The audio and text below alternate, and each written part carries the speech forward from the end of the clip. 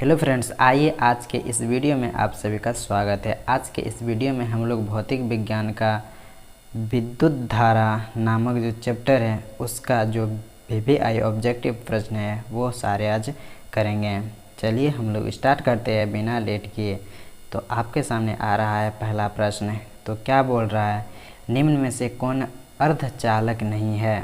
तो इनमें से अर्धचालक कौन नहीं है? सिलिकॉन, जर्मेनियम, पारा या कोई नहीं? तो इनमें से अर्धचालक कौन नहीं है?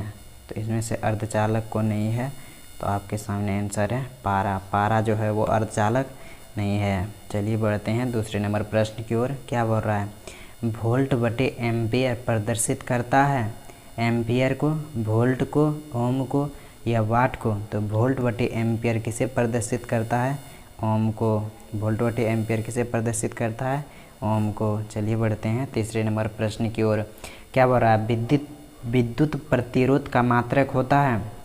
विद्युत प्रतिरोध का मात्रक क्या होता है? एम्पियर, वोल्ट, ओम या वाट? तो आप सभी जानते हैं विद्युत प्रतिरोध का मात्रक जो होता है वो ओम होता है। आपका नंबर आंसर सी। चलिए बढ़ते हैं अगले प्रश्न। क्या बोल रहा है, विद्युत धारा का मात्रक होता है।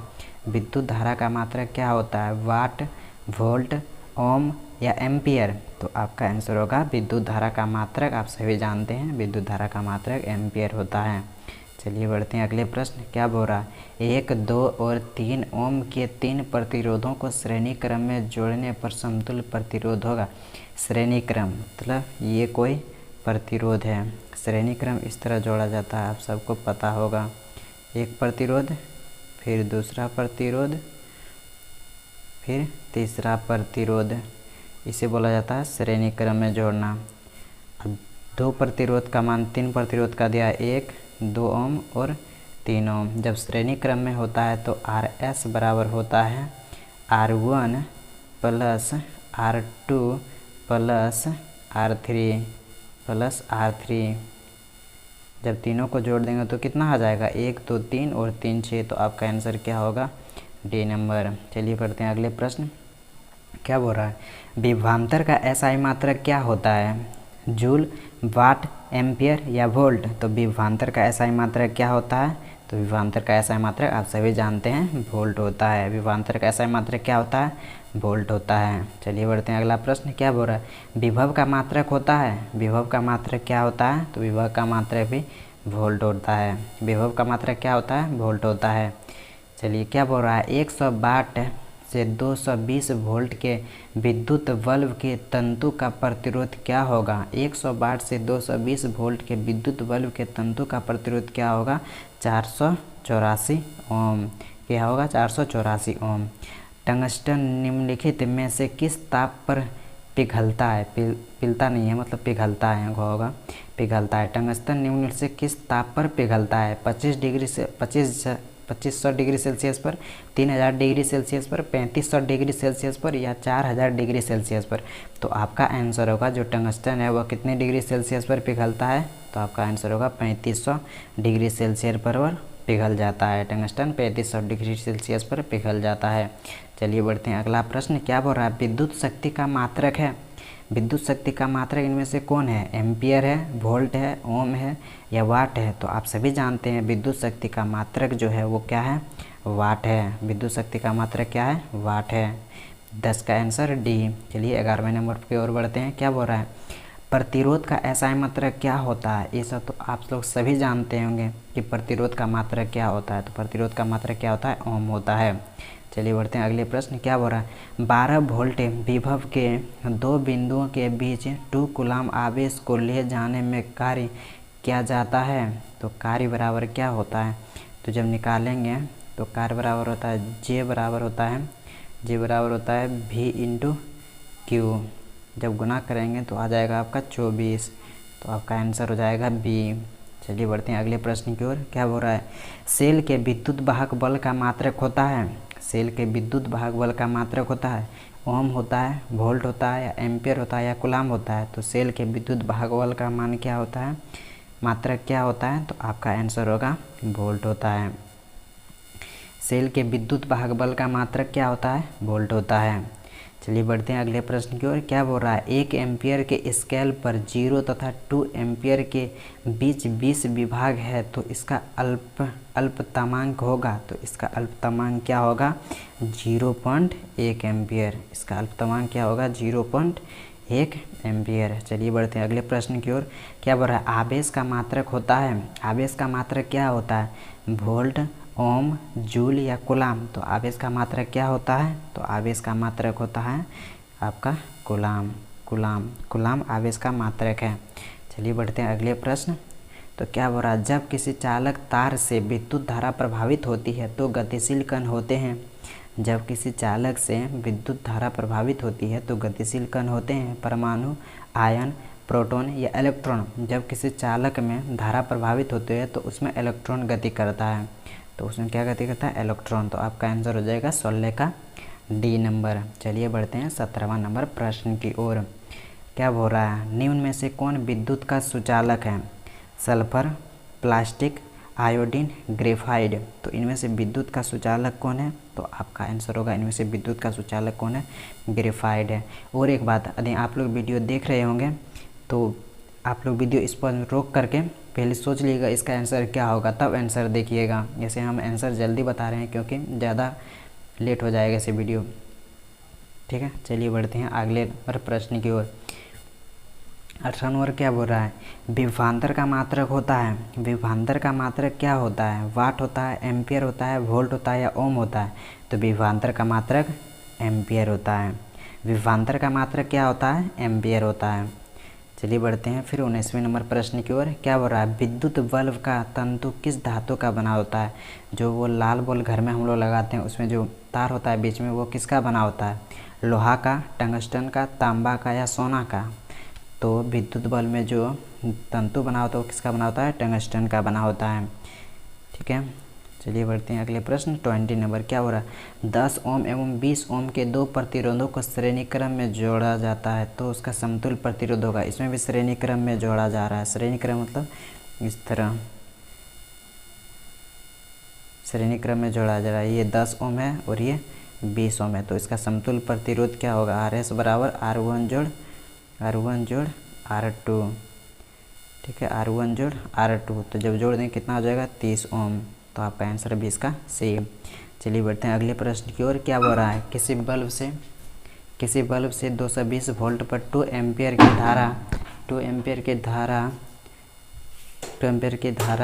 प्रवाहित होती है तो फिलामेंट का प्रतिरोध होगा। तो फिलामेंट का जो प्रतिरोध है वो क्या होगा, 110 एम्पियर। क्या होगा, 110 ओम। चलिए बढ़ते हैं अगले प्रश्न की ओर। क्या हो रहा है, बैटरी से किस प्रकार से धारा प्राप्त होता है। बैटरी से किस प्रकार का धारा प्राप्त होता है, AC या DC। तो आपका आंसर होगा बैटरी से किस प्रकार का धारा प्राप्त होता है, DC धारा प्राप्त होता है। चलिए बढ़ते हैं 23 नंबर। क्या बोल रहा है, ए मीटर को विद्युत परिपथ में कैसे जोड़ा जाता है। ए मीटर को विद्युत परिपथ में हम लोग कैसे जोड़ते हैं, श्रेणी क्रम में जोड़ते हैं। ए मीटर को विद्युत परिपथ में कैसे जोड़ते हैं, श्रेणी क्रम में। क्या बोल रहा है, वोल्ट मीटर को विद्युत परिपथ में कैसे जोड़ा जाता है। वोल्ट मीटर को विद्युत परिपथ में समांतर क्रम में जोड़ा जाता है। चलिए बढ़ते हैं अगले प्रश्न। क्या बोल रहा है, विभवांतर मापने वाले यंत्र को कहा जाता है। विभवांतर मापने वाले यंत्र को क्या कहा जाता है, वोल्ट मीटर कहा जाता है। विभवांतर मापने वाले यंत्र को क्या कहा जाता है, वोल्ट मीटर कहा जाता है। 1 वोल्ट कहलाता है, 1 वोल्ट बराबर होता है जूल बटे कूलाम। 1 वोल्ट बराबर क्या होता है, जूल बटे कूलाम। 1 वोल्ट बराबर जूल बटे कूलाम। चलिए बढ़ते हैं 27वां नंबर प्रश्न की ओर। किलोवाट घंटा मात्रक होता है। किलोवाट घंटा मात्रक किसका होता है, धारा का, समय का या विद्युत ऊर्जा का या विद्युत शक्ति का। तो किलोवाट घंटा किसका मात्रक है, विद्युत ऊर्जा का। विद्युत हीटर की कुंडली में किसका प्रयोग किया जाता है, नाइक्रोम का, टंगस्टन का, तांबा का या जस्ता का। तो आपका आंसर होगा विद्युत हीटर की कुंडली में किसका प्रयोग किया जाता है, तो उसमें नाइक्रोम का प्रयोग किया जाता है। विद्युत चुम्बक बनाए जाते हैं इस्पात से, चांदी के या पीतल के या नरम लोहे के। तो आपका आंसर होगा नरम लोहे के। विद्युत चुम्बक जो बनाया जाता है वो किससे बनाया जाता है, नरम लोहे से। चलते हैं 30वां नंबर प्रश्न की ओर। क्या बोल रहा है, विद्युत धारा उत्पन्न करने की युक्ति है। विद्युत धारा किससे उत्पन्न किया जाता है, जनित्र से, मोटर से, एम्पियर से या गैल्वेनोमीटर से। तो विद्युत धारा किससे उत्पन्न करते हैं? हम लोग जनित्र से उत्पन्न करते हैं। बढ़ते हैं 31वां नंबर प्रश्न की ओर। 1 HP बराबर होता है, 1 HP कितने वाट के बराबर होता है? तो आपका आंसर होगा 1 HP कितने वाट के बराबर होता है? 746 वाट के। कितने वाट के बराबर होता है? 746 वाट के। बढ़ते हैं अगले प्रश्न 32 नंबर।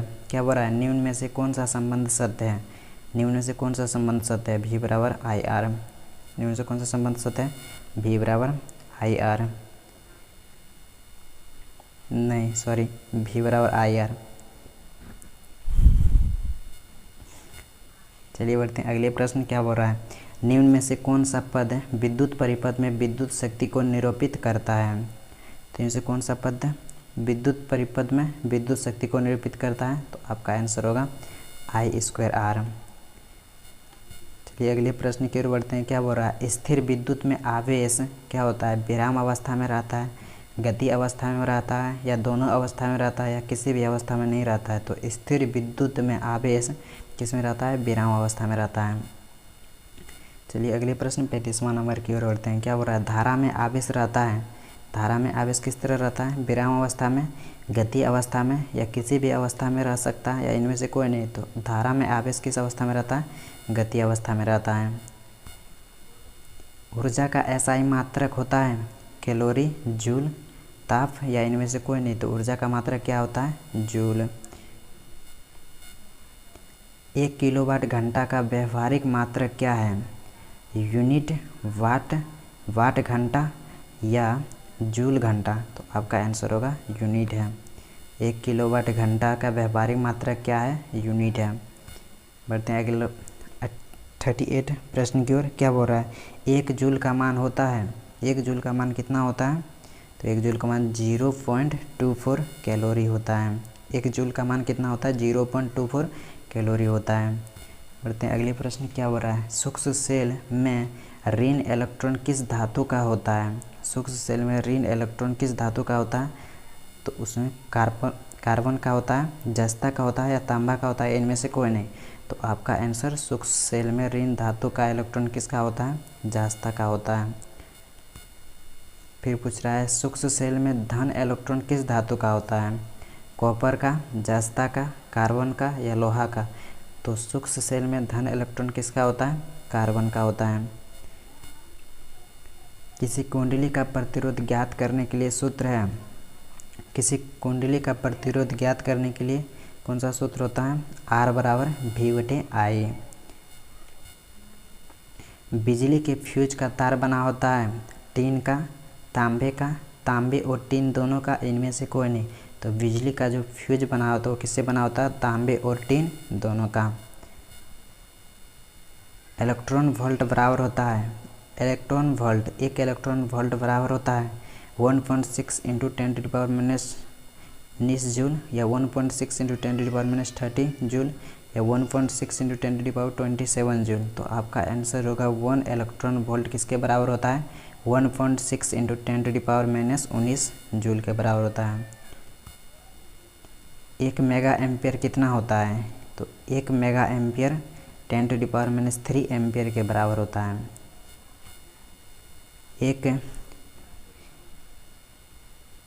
एक म्यू एम्पियर कितना होता है? 1 म्यू एम्पियर जो होता है कितना के बराबर होता है? तो 10⁻6 एम्पियर के बराबर होता है। चालक में इलेक्ट्रॉन तभी गमन कर सकता है जब चालक के अनुदिश विद्युत दाब में कोई अंतर नहीं हो, विद्युत दाब में अंतर होता हो, विद्युत दाब सभी स्थानों पर समान होता हो, या विद्युत दाब का कोई महत्व नहीं हो? तो आपका आंसर होगा इसमें विद्युत दाब में अंतर होता हो। चालक में इलेक्ट्रॉन तभी गमन कर सकता है जब विद्युत दाब में अंतर होता हो। क्या बोल रहा है अगला प्रश्न? अगर Q आवेश विभवांतर V से प्रभावित हो रहा है तो क्या गया कार्य क्या होगा? तो पूछ रहा है J बराबर क्या होगा? तो J बराबर होता है V × Q। तो आपका आंसर है C नंबर। सेल बाहरी परिपथ में जिस प्लेट से धारा भेजती है उस सेल को कहते हैं, सेल बाहरी परिपथ में जिस प्लेट से धारा भेजती है उस सेल को कहते हैं, उस सेल को हम लोग धन ध्रुव कहते हैं। क्या बोलते हैं उसको? धन ध्रुव। चलिए अगले प्रश्न की ओर। क्या हो रहा है? किसी चालक का प्रतिरोध निर्भर करता है चालक की लंबाई पर, चालक के अनुप्रस्थ काट क्षेत्रफल पर, चालक की प्रकृति पर या उपयुक्त सही। तो आपका आंसर होगा इनमें से सभी। चालक का जो प्रतिरोध है सभी पर निर्भर करता है। क्या बोल रहा है अगला प्रश्न? किसी अस्थायी विद्युत धारा द्वारा समय I में उत्पन्न ऊष्मा की मात्रा क्या है यदि ऊष्मा H हो। तो आपका आंसर होगा H बराबर VIT। चलिए अगले प्रश्न। चलिए आज के लिए इतना ही। यदि आपको ये वीडियो अच्छा लगा हो तो इसका पार्ट 2 देखने के लिए तैयार रहिएगा। जल्द ही लेके आते हैं अगला वीडियो में। चलिए थैंक यू, आज के लिए इतना ही। Bye bye.